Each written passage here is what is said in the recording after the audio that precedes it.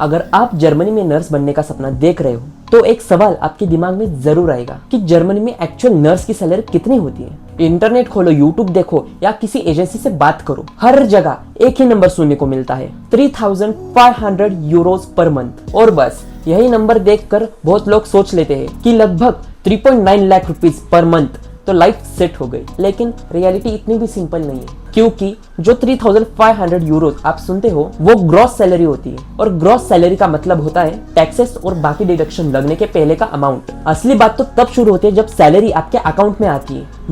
Month and में rent देने के बाद, ग्रोसरी खरीदने के बाद, health insurance, phone bill, transportation और बाकी जरूरी एक्सपेंसेस निकालने के बाद आखिर कितने पैसे बचेंगे, और उसमें से आप इंडिया में अपनी फैमिली को कितने भेज पाओगे? यही वो सवाल है जिसका क्लियर आंसर बहुत लोग नहीं दे पाते। इसलिए इस वीडियो के लिए मैंने जर्मनी का salary structure, tax system, social security, contribution और एक्चुअल कॉस्ट ऑफ लिविंग को डिटेल में एनालाइज किया है, सिर्फ स्टैटिस्टिक्स नहीं, रियल नंबर के साथ। इस वीडियो के एंड में आपको एग्जैक्टली पता चलेगा कि जर्मनी में ग्रॉस सैलरी की एक्चुअल रेंज क्या होती है, एनआरकनिंग के पहले और बाद सैलरी में कितना डिफरेंस आता है, टैक्स और सोशल सिक्योरिटीज में कितने पैसे डिडक्ट होते हैं और क्यों, नाइट शिफ्ट, वीकेंड शिफ्ट और पब्लिक हॉलिडे ड्यूटीज से एक्स्ट्रा कितना अर्निंग हो सकता है, टैरिफ फितरत क्या होता है और कैसे ये आपकी सैलरी और बेनिफिट्स को प्रोटेक्ट करती है। और सबसे इंपॉर्टेंट, जर्मनी में एक नॉर्मल लाइफ जीने के बाद हर महीने रियलिस्टिकली कितनी सेविंग हो सकती है और इसमें से कितने पैसे आप इंडिया भेज सकते हो। तो अगर आप जर्मनी जाना सीरियसली प्लान कर रहे हो या ऑलरेडी प्रोसेस में हो तो ये वीडियो जरूर देख लेना, क्योंकि आज हम सिर्फ सैलरी की बात नहीं करेंगे, हम बात करेंगे जर्मनी में नर्स की इनकम की पूरी रियलिटी। तो सबसे पहले एक बहुत बड़ा मिथ क्लियर करते हैं। जब भी जर्मनी नर्सिंग सैलरी की बात होती है तो लोग सिर्फ एक नंबर बोलते हैं, 3500 यूरोज पर मंथ। और धीरे धीरे ये नंबर इतना रिपीट हो गया है कि हर लोगों को लगता है कि जर्मनी जाते ही हर नर्सेस को इतनी सैलरी मिलती है, लेकिन ऐसा बिल्कुल नहीं होता। जर्मनी में नर्सिंग सैलरी कोई फिक्स्ड अमाउंट नहीं है, ये एक रेंज है, और ये रेंज मेनली 3 चीजों पे डिपेंड करता है। तो पहला, आप एम्प्लॉयर के साथ काम कर रहे हो।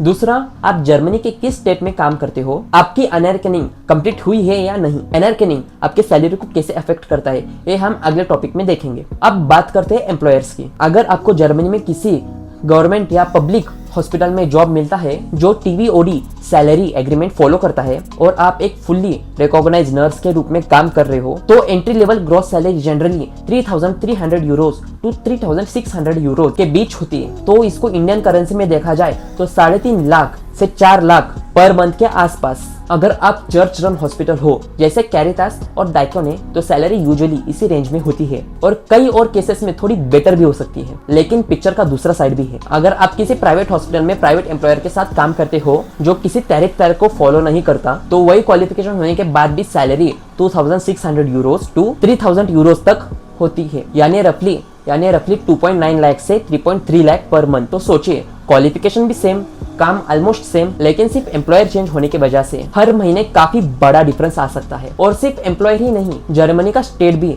सैलरी को अफेक्ट कर सकता है। जैसे बैडन-वुर्टेम्बर्ग में एवरेज सैलरी जनरली ज्यादा देखने को मिलती है, बर्लिन में यूजुअली मिडिल रेंज में आता है, और ईस्टर्न जर्मनी के कुछ स्टेट में कंपैरेटिवली सैलरी थोड़ी कम होती है। इसलिए जब भी कोई एजेंसी या कंसल्टेंसी आपसे बोले जर्मनी में 3500 यूरोज सैलरी मिलेगी, तो उस बात को वही एक्सेप्ट मत करना, और एक सिंपल सवाल जरूर पूछना, ये सैलरी किस टाइप के एम्प्लॉयर की है, किस स्टेट की है, और क्या है अनअर्निंग कंप्लीट होने के बाद की सैलरी है। ये सिर्फ नॉर्मल क्वेश्चन है। ये 3 सवालों के जवाब ही डिसाइड कर सकता है कि आपकी सैलरी में हर महीने 50,000 से 1.1 लाख का डिफरेंस होगा या नहीं। और बिलीव करो, एक साल में ये डिफरेंस लाखों रुपयों का हो सकता है। अब हमें ग्रॉस सैलरी के आइडिया तो मिल गया, लेकिन अब आता है सबसे इंपॉर्टेंट पार्ट। कॉन्ट्रैक्ट में जो नंबर लिखा होता है उसमें से आपके अकाउंट में एक्चुअल सैलरी कितनी आती है। अब यहाँ से शुरू होता है वो चैप्टर जो बहुत से एजेंसीज डिटेल में नहीं बताते हैं। अब तक तो ग्रॉस सैलरी की बात कर ली, लेकिन अब आते हैं उस पार्ट पे जहाँ सबसे ज्यादा कंफ्यूजन होती है। बहुत लोग कॉन्ट्रैक्ट देखते हैं और बोलते हैं कि मेरी सैलरी 3500 यूरोज पर मंथ है, लेकिन जब पहली सैलरी अकाउंट में आती है तो पूरे 3500 यूरोज नहीं आते, और सबसे पहला सवाल आता है कि बाकी पैसे गए कहाँ। तो चले इसी सिंपल लैंग्वेज में समझते हैं। ग्रॉस सैलरी में मेनली 2 कैटेगरी में डिडक्शन होता है, पहला इनकम टैक्स और दूसरा सोशल सिक्योरिटीज। तो सबसे पहले बात करते हैं इनकम टैक्स की। जर्मनी में आप कितना टैक्स भरोगे वो आपकी सैलरी पे डिपेंड नहीं करता, ये आपकी टैक्स क्लास पे डिपेंड करता है। अगर आप सिंगल नर्स हो और जर्मनी अकेले जा रहे हो तो मोस्ट केसेस में आपको स्टूडेंट क्लास 1 मिलता है, और बाद में अगर आपकी शादी हो जाती है तो आपका टैक्स क्लास चेंज होता है। उसी वजह से हर महीने जो टैक्स डिडक्ट होता है वो कम से ज्यादा हो सकता है। लेकिन एक बात याद रखना, टैक्स क्लास सिर्फ मंथली डिडक्शन तय नहीं करती, आपको साल भर में कितना टैक्स देना है उसका फाइनल कैलकुलेशन यानी टैक्स रिटर्न के टाइम होता है। अब बात करते हैं सोशल सिक्योरिटीज की।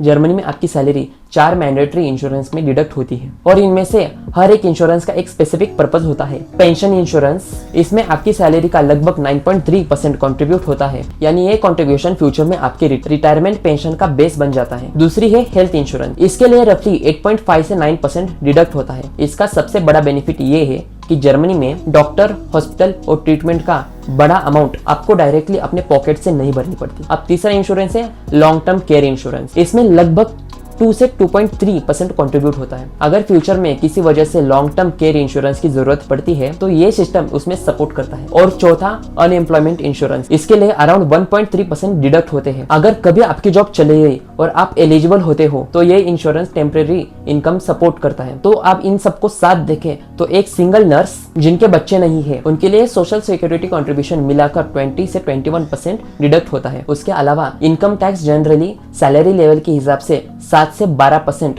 डिडक्ट करता है। इसका मतलब आपके ओवरऑल सैलरी का 30 to 35% डिडक्शन होना नॉर्मल है। और यहाँ बहुत सारे लोग डर जाते हैं, उन्हें लगता है कि इतने सारे पैसे कट गए। लेकिन एक मिनट, इस डिडक्शन को सिर्फ एक्सपेंस मत समझना, इसको एक इन्वेस्टमेंट इन सिक्योरिटीज समझे।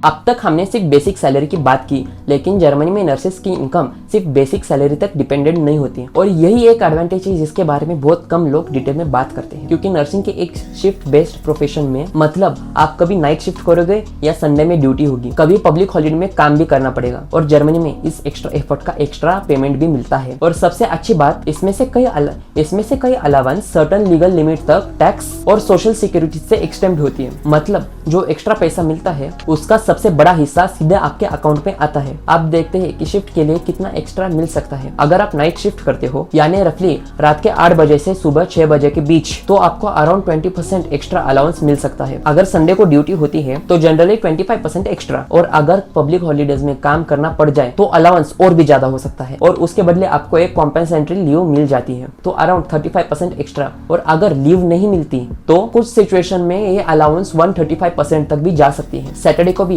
अगर दोपहर के 1 बजे से रात के 9 बजे तक आप काम करते हो तो जनरली 20% एक्स्ट्रा अलाउंस मिल सकता है। और अगर आप ओवरटाइम करते हो तो इसके लिए भी आपको 30% एक्स्ट्रा पेमेंट मिल सकता है। तो जरा सोचिए, अगर आप रेगुलरली नाइट शिफ्ट और वीकेंड्स पे काम कर लेते हो तो सिर्फ अलाउंस की वजह से हर महीने 17,000 से 40,000 तक एक्स्ट्रा इनकम हर महीने ऐड हो सकती है। और क्योंकि इसमें से कई अलाउंस लीगल लिमिट के अंदर होने की वजह से टैक्स फ्री होती है, तो इसका मतलब ये पैसे आपके डायरेक्टली मंथली इनकम को बूस्ट कर सकता है। तो आप एक्स्ट्रा शिफ्ट बोनस तो समझ लिया, तो आप बात करते हैं।